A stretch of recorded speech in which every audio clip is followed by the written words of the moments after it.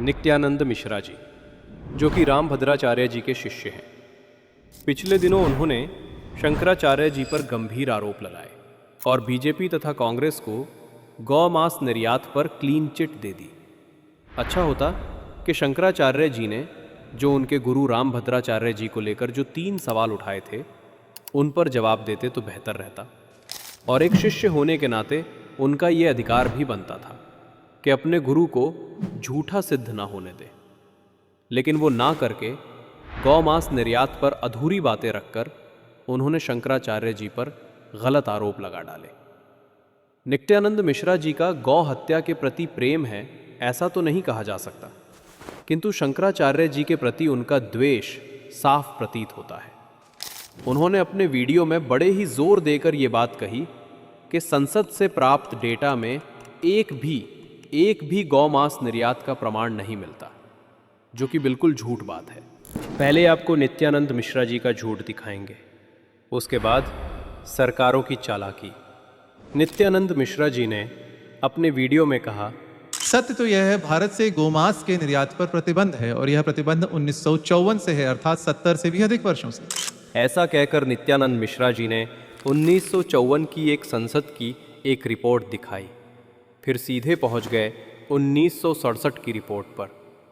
बीच के सालों का डेटा उनके पास नहीं था, ऐसा तो नहीं कहा जा सकता, किंतु ये अनुमान ज़रूर लगाया जा सकता है कि शंकराचार्य जी से द्वेष के कारण उन्होंने डेटा छिपा लिया और झूठ बोलकर शंकराचार्य जी पर आरोप लगा डाले। छिपाया गया डेटा हम आपके सामने रख रहे हैं। 1958 में संसद में श्री झूलन सिन्हा जी के सवाल और श्री लाल बहादुर शास्त्री जी के जवाब से ये सिद्ध हो गया कि 1958 में भारत से गौ मांस निर्यात हो रहा था, जो कि आप ऑनलाइन संसद पर जाकर चेक कर सकते हैं। उसके बाद 1960 में संसद के अंदर श्री प्रकाश वीर शास्त्री जी के सवाल और श्री सतीश चंद्र जी के जवाब से भी ये सिद्ध हो गया कि भारत से गौ मांस और गाय बछड़े की खालों का निर्यात हो रहा था, जो कि आप ऑनलाइन संसद पर जाकर चेक कर सकते हैं। गाय के सवाल पर श्री सतीश चंद्र जी ने पशुओं कहकर इसलिए जवाब दिया क्योंकि 1958 में लाल बहादुर शास्त्री जी संसद में बोल चुके थे कि भारत के विदेशी व्यापार से संबंधित सांख्यिकी में गोमांस के निर्यात को अलग से दर्ज नहीं किया जाता है। साथ ही श्री सतीश चंद्र जी ने निर्यात के मूल्य के बारे में जानकारी दी और उन राज्यों के नाम भी बताए जहां से गौमांस निर्यात हो रहा था, किंतु उनके पास निर्यात करने वाली कंपनियों के नाम उपलब्ध नहीं थे। कुछ लोगों के मन में ये सवाल उठ सकता है कि पशुओं के नाम को आप गौ मांस कैसे कह सकते हैं, तो उसका जवाब भी साथ साथ दे देते हैं। 1961 में संसद में उठे एक सवाल के जवाब पर गौ मांस, भैंस का मांस तथा अन्य मांस का डेटा दिया गया था। 1960 में जिन राज्यों के नाम निर्यात में बताए गए थे उन्हीं राज्यों में सबसे अधिक गौ मांस का उत्पादन हो रहा था।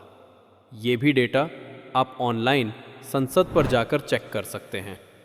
उसके बाद भारत में हो रही गौ हत्या और गौ मांस निर्यात के विरुद्ध धर्म सम्राट स्वामी करपात्री जी महाराज ने पूरे भारत में बहुत बड़ा आंदोलन खड़ा किया। 1966 में दिल्ली में आंदोलन हुआ। कांग्रेस ने गौ भक्तों पर गोलियां चलवा दी और गौ भक्तों द्वारा संसद को भी घेरा गया।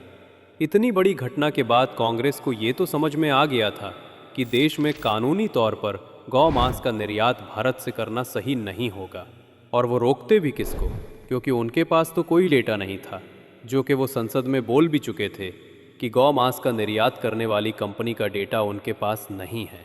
इसीलिए 1967 से डॉक्यूमेंट्स में तो गौ मांस निर्यात पर रोक लग गई धर्म सम्राट स्वामी करपात्री जी महाराज के कारण, लेकिन भारत से गौ मांस का निर्यात और गौ हत्या बंद नहीं हुई, जो कि आपको डेटा के साथ वीडियो के अंत में समझाएंगे। पहले इस चीज़ की पुष्टि कर लेते हैं कि कांग्रेस के समय से डॉक्यूमेंट्स में बंद होने के बाद भी क्या आज भी बीजेपी सरकार के समय में अवैध तरीके से भारत से गौमांस का निर्यात हो रहा है या नहीं। उसके बाद भैंस के मांस के नाम पर कितना गाय का मांस निर्यात हो रहा है, उस पर भी बात करेंगे। 2015 में जयश्रीबेन पटेल, जो कि गुजरात की मेहसाना सीट से भारतीय जनता पार्टी की ही सांसद थी, उन्होंने संसद में गौ मांस निर्यात को लेकर अपनी पीड़ा रखी और वही बात कही जो शंकराचार्य जी बोल रहे हैं। जयश्रीबेन पटेल जी ने कहा, गाय की तस्करी की जा रही है, इनका मांस निर्यात किया जा रहा है।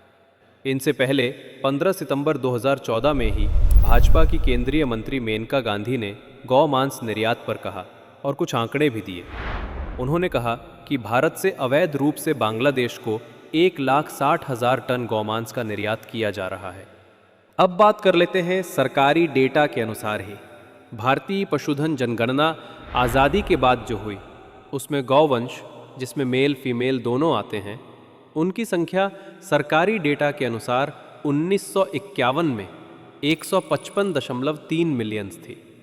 वहीं भैंस वंश, जिसमें मेल फीमेल दोनों आते हैं, उनकी संख्या 43.4 मिलियन थी।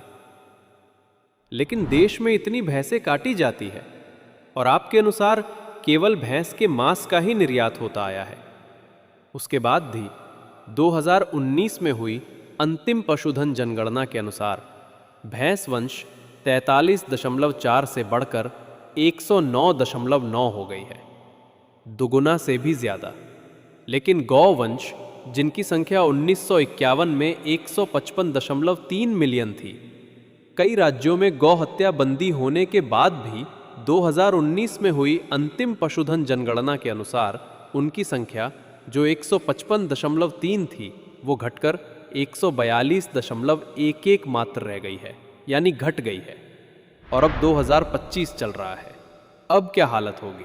जहां रोज कई ट्रक गौ रक्षकों द्वारा गौवंश से भरे पकड़े जा रहे हों, उससे अनुमान आसानी पूर्वक लगाया जा सकता है, जिससे स्पष्ट पता चलता है कि भैंस का मांस निर्यात होने के नाम पर गौ मांस का निर्यात हो रहा है।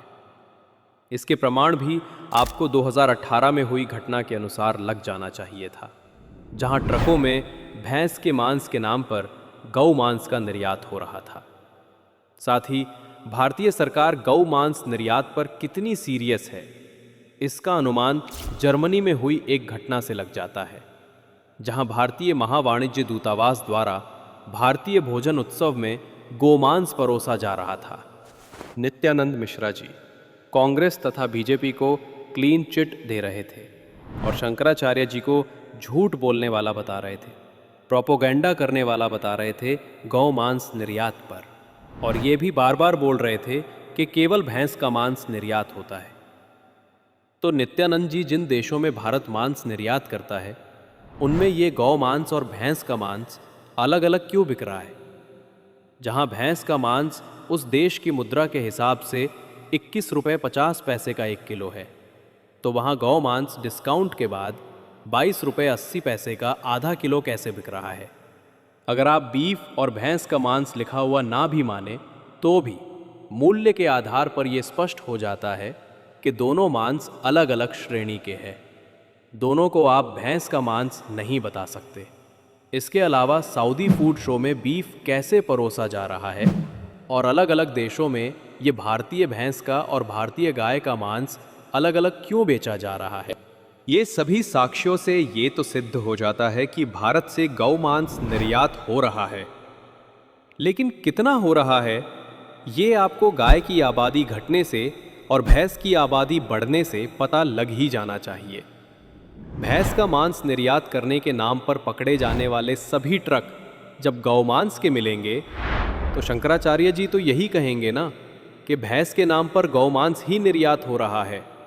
और सीधे तौर पर तो उसके आंकड़े सरकार के पास तब भी नहीं थे जब गौमांस निर्यात हो रहा था, तो उसका अनुमान केवल गौ माता की घटती आबादी और भैंसों की बढ़ती आबादी ही स्पष्ट करती है।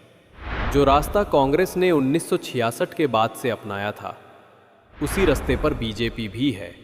शंकराचार्य जी ने गौ माता के नाम पर कोई प्रोपोगंडा नहीं किया। प्रोपोगंडा तो नेताओं के साथ मिलकर आपके गुरुजी ने किया है, राम मंदिर के नाम पर। हम चाहते तो आपको और भी बहुत सारा डेटा दे सकते थे, किंतु आपके लिए इतना काफ़ी रहेगा। ये समझकर वीडियो का अंत कर रहे हैं। उम्मीद करते हैं नित्यानंद मिश्रा जी कि ये वीडियो देखने के बाद आपको भी गाय और भैंस में अंतर समझ आ गया होगा, जिसका अंतर शंकराचार्य जी को अच्छे से पता है। और आपको ये भी पता चल गया होगा कि विदेशों में बीफ भी बिक रहा है और भैंस का मांस भी। गौ माता के नाम पर वोट मांगने वाली बीजेपी ना तो गौ हत्या बंद कर रही है और ना ही अवैध तरीके से हो रहे गौ मांस के निर्यात को। 2014 से पहले स्वयं मोदी जी ने अपने मुख से बताया। सवाल उठता है मित्रों, भारत की सुप्रीम कोर्ट ने कहा है कि हिंदुस्तान के अंदर गौ वंश रक्षा का कानून लाना चाहिए, और आए दिन सुप्रीम कोर्ट का नाम देने वाली दिल्ली की सरकार वोट बैंक की राजनीति के कारण गौ वंश रक्षा का कानून नहीं ला रही है। 2024 से पहले अमित शाह ने अपने मुख से कहा, मैं आपको विश्वास दिलाकर जाता हूं, मोदी जी को तीसरी बार प्रधानमंत्री बना दो, गौ हत्या करने वालों को उल्टा लटका कर सीधा करने का काम। हमको इस बात का भी दुख है कि आपने अपनी वीडियो में एक बार भी गौ हत्या की बात नहीं की। शायद वो इसलिए कि आपके गुरुजी ने गौ हत्या रुकवाने के नाम पर मोदी जी के लिए वोट मांगा था। जय गौ माता गुरुदेव, प्रणाम। मेरा एक प्रश्न है गुरुदेव कि ये गौ माता है जो विडंबना में है और गौ हत्या कब बंद होगी? इससे हम बड़ी गौ भक्त हैं, बहुत मतलब क्या है कि संवेदनशील है। मैंने तो उत्तर दे दिया, एक बार फिर मोदी जी बुला दे, हम बंद करवा देंगे। हाँ, जय हो, बोलो गौ माता की जय। किंतु आज भी देश में गौ हत्या हो रही है। अब उसका पाप किसको लग रहा होगा, ये आप अच्छे से समझ सकते हैं। अंतिम बात, हमको ये लगता है कि व्हाट्सएप यूनिवर्सिटी से आपके गुरुजी राम भद्राचार्य जी ने पढ़ लिया है कि राम मंदिर उनकी वजह से बना है। कृपया करके उनको सच्चाई बता दीजिए, वरना अपने गुरुजी के दावे को आप सिद्ध कर दीजिए, ताकि लोग ये ना कहे कि खुद को जगत गुरु कहने वाले राम भद्राचार्य जी झूठ बोलते हैं। और जब लोगों को ये भी पता चलेगा कि राम मंदिर के नाम पर झूठ बोलने वाले आपके गुरुजी को भारत सरकार ने ज्ञानपीठ पुरस्कार दिया है, तो लोग अजीब ही बात करेंगे ज्ञानपीठ पुरस्कार के बारे में भी। आपने जो कांग्रेस तथा भाजपा को गौ मांस निर्यात पर क्लीन चिट दी है, उससे ये नहीं पता चल पाया कि आपको किसने क्या दिया है, भाजपा तथा कांग्रेस में से, क्योंकि आपने तो दोनों को ही क्लीन चिट दे दी। बाकी गौ माता आपको सद्बुद्धि दे, यही कामना कर सकते हैं। हर हर महादेव।